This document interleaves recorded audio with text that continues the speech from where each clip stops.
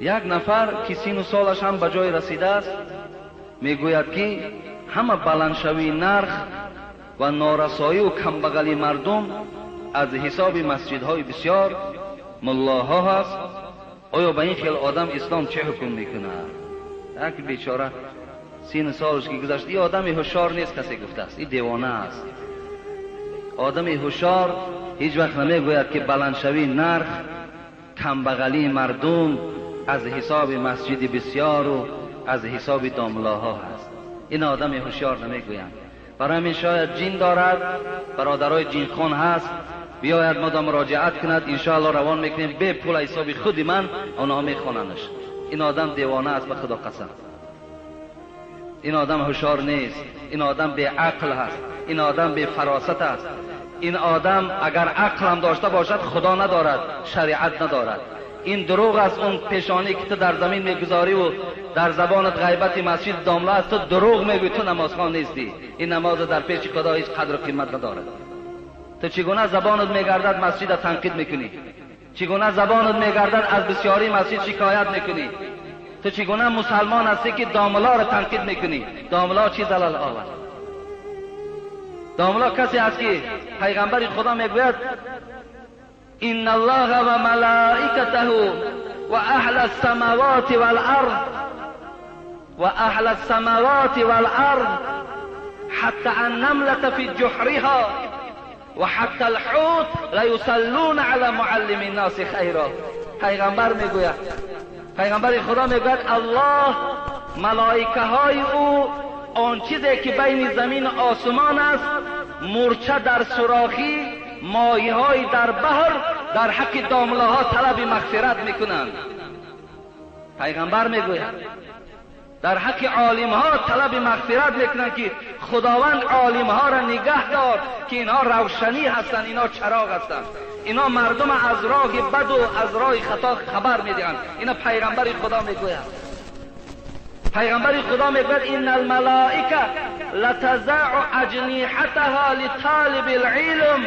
به سواد بخیرت زمانش گذشت، بس تو تنقید کردن و با تنقید کردن تو عزت عالم کم نمی شود، آبروی عالم کاستن نمی شود. پیغمبر خدا میگوید ملائکه ها لتضع اجنحتها. گوش کنید، حدیث صحیح پیغمبر است. ملائکه ها پرهای خود مثل قالینه که شما در پیشواز یک مهمان میپرتایین، قناتهاشون میگذاشتند، عالم ها بالای اون قطع حرکت میکنند. پیغمبر خدا میگوید، پیغمبر خدا میگوید ان العلماء ورثة الانبیاء. عالم ها وارثای پیغمبرند. تو وارثای پیغمبر سنگ بزنی، تو از وارثای پیغمبر نالان میشوی. این برکت یعنی همون عالم ها هست که باز کمی برکت در بین ما و شما است. این دعوت واعظ ها هست که کمی در بین ما و شما برکت ها وجود دارد. و تو مولوی جنون گوش کن، به عقل و زنهاری و صد زنهار زبان از رنجش مردان نگه دار. همان قوم برافت مبتلا شد، ز آزار دل مرد خدا شد. آیا آزار دل مرد خدا قیمتی می شود؟ بے برکاتی از آزار دل او می شود، از وجود او، از بسیاری او نمی شود. که 100 بار این جهان از آه دل سوخت، ولیکن به ادب عبرت نآموخت. شناس ای کور دل، ترا میگه شناس ای کور دل، آتش نفس را بکن اندیشه روزی پیش و پس را. سگ از اخلاص آمد جنس آدم، زی به اخلاص آدم شد زی سگ کم. و شما سگ اصحاب کهف بینه، پی آدمای داملاها را گرفت، روز قیامت شکل آدم میگرد، جنت میرود. لیکن آدمی که حرمت عالم نمیکند، از سگ میگرد درجهش پست است. من به این چی میگویم؟ همون سخن مولوی خدا رحمت کند، هزاران کاروان رفتند دو دو، هنوز این سگها دارند او او. هزارها کاروان عالم ها رفت زیر خاک شدن و این سگها از جکیدن باز نماندن. می جکن اینا سگ میگن، اینا می جکد. نخواه اهل علم شما تنقید کنید. نخواه کسانی که غمخوار شما هم به خدا قسم بهبودی برای شما میخواهم بیارند، میخواهند که شما در قبر راحت کنید، در روز قیامت عزت یابید، در دنیا شما مدنیت حتی پیدا کنید، با اینا را شما غیبت میکنید. و کدام قانون همین راست میاد؟ اگر این آدم کردیل، این آدم اگر میگفت که از روی انصاف میگفت بلندشوی نرخ نرسیدن مواد یا کم بضاعتی در مردم از روی کازینوها پیدا شد، من تو را میگفتم رحمت.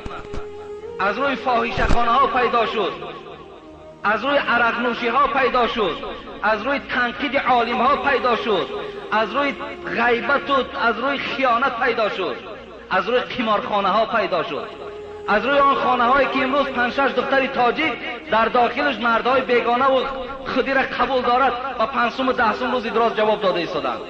با اینها نرخ بلند می شود دادرای عزیز، با اینها هوا نمی بارد، فحش و فاحشگی ترقی کرده است. حبیب خدا در حدیث گفته است اگه من جای در معلم دارم تو بر این بی عقل هیچ وقت پشتیبانم نمیگیرم، تو بر این بی عقل گوشم کنم نمیکنم، لیکن کمتر درد میکنه، کمی درد میکنه که اینقدر مهنت و زحمت و کوشش برای تو بر این انسان ذره قدر نداشته باشد. پیغمبر خدا میگوید هر وقتایی که اگر فحش و فحشایی زیاد شد مریش پیدا می شود، مریش زیاد می شود، مردن زیاد پیدا می شود، هوا قاق می شود، هوا قاق می شود، دیگر نمی بارد، خشک می شود.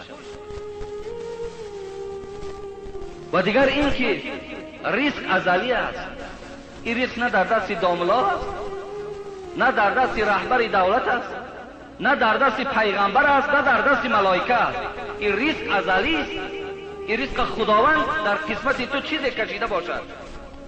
اگر ای انسان اگر آرد 200 تومان شود، قسم به خدا من پروا ندارم زمانی که الله خودش رزاق اعلام کردگی است. من رزق رسان هستم گفتند. الله خودش رزاق اعلام کرده است، 500 تومان که شود پروا ندارم، الله میرساند. تو خدا غیرت بگیرد، امین مثل رابعه عدویه نمیشوی. رابعه عدویه را گوش کنید قصه‌ش. زنک بود، زن میگوید که اگر تمام زمین آهن گردد، آهن دیگر یگان جای کشت و کار نماند، کل زمین آهن گردد، آسمان از باریدن منع شود، تمام مردم روی دنیا اگر عیال من فرزندای من باشد، رابعه عدویه میگه قسم به خدا پروای نان یافتن ایشان ندارم، زمانی که خدا خودش رزاق اعلان کردگی هست. ان الله هو الرزاق، و اعلان کرده است که من رزاق هستم، من رزق رسان هستم. گفته است تمام دنیا آهن شود، زمین کشتکار باقی نماند، آسمان از باریدن من شود، تمام مردم فرزند من باشد، پروای نانیابی ایشان نمیکنم، زمانی که الله خودش رزاق اعلان کرده است. تو معنای این گفت اگر خوب درک کنی، باور کن بعد ممکن تو اصلاح شوی، ممکن اصلاح شوی. حضرت موسی علیه السلام خدا رحمت و مغفرت جان کنه در قصه ها برای عبرت آمده است که وقتی که خدا جانش میگرفت کودکای خردسال داشت، میگد مایل به سوی هم فرزندای خردسال شد و گفت پروردگارا جان من قبض میکنی. این روایت است، صحیح است دروغ است من نمیدانم، در کتاب خوندم. جان من قبض میکنی، فرزندام حالش چی میشیده باشد؟ الله برای تعلیم موسی نبود، برای تعلیم ما آدمای بی سواد بود. گفت موسی نزد دریا برو، نزد دریا آمد، عصا را گفت در دریا بزن، گفت عصا را بر دریا زد، دریا خشک شد. نگاه کرد در زیر دریا یک سنگ خیلی کلانه، گفت را گفت سنگ گفت به عصا بزن، گفت. حضرت موسی میگد آمد بعد عصاش سنگ زد، 2 بولک شد. داخل سنگ تماشا کن، وقتی نگاه میکنند موسی در داخل سنگ کیرم و در دهان کیرم علف سبز است. الله در داخل سنگ در حال یک کیرم فراموش نمی کند، رزق او را در داخل سنگ میرساند، رزق تو را فراموش میکند.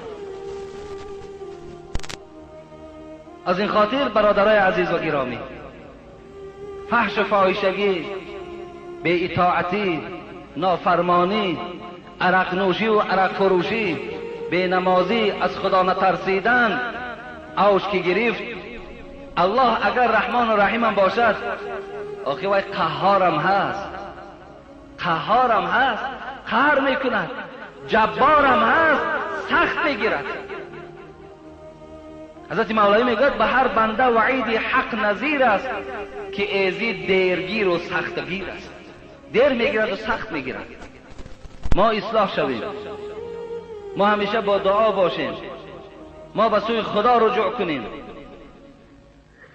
رسول اکرم صلی الله علیه و سلم میگوید یک سببی کم بغل شدن مردم و بلند شدن نرخ و نوا به چی وابستگی دارد؟ به نبودن موعظه. امر معروف ترک می شود. موعظه ها وقتی ترک می شوند، پند و نصیحت ها وقتی قطع می شود، این گونه بدبختی هم در جامعه پیدا می شود. خدا همه شما را در حفظ امانش نگه دارد.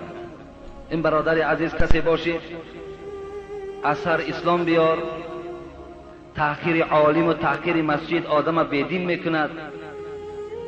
این شوخی نیست. ادبگاه محبت ناز و شوخی بر نمی دارد.